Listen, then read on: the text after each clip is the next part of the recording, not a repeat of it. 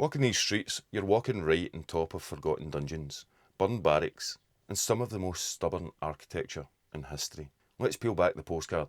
Here are 5 things you probably didn't know about Ayr. Right in the centre of town sits the old brig of Ayr. Built way back in 1491, by 1788 the council decided they needed a fancy new brig, and some arrogant locals wanted the old one torn down. Robert Burns wasn't having it. He wrote a poem basically calling the new bridge a flimsy piece of rubbish, predicting the old brig would outlast it. And he was right. In 1877, a massive flood completely destroyed the new brig, while the 500-year-old old brig just sat there watching. You can still walk across its ancient stones today. Somewhere near the modern High Street stood the Barns of Ayr, an English military barracks. In 1297, English forces invited local Scottish nobles, including William Wallace's uncle, Sir Ronald Crawford, for a peaceful meeting. It was a trap. They hanged them from the rafters the moment they walked in. When Wallace found out, he didn't hesitate.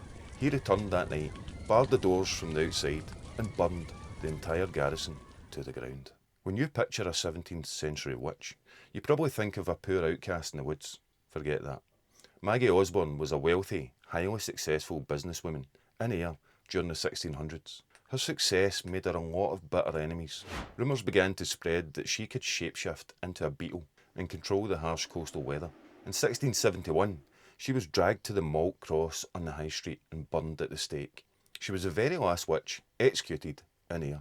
If you look down the High Street, you can't miss the Wallace Tower.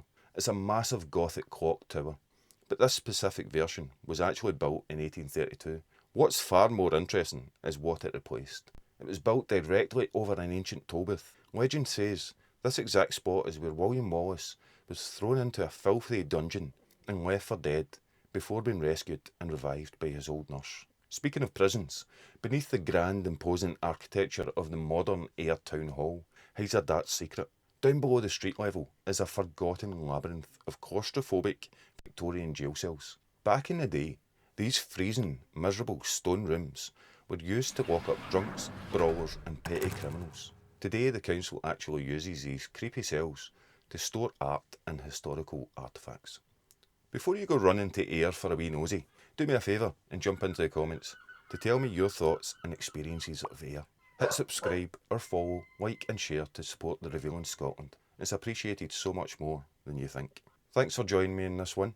Me and Star here will catch you on the next one.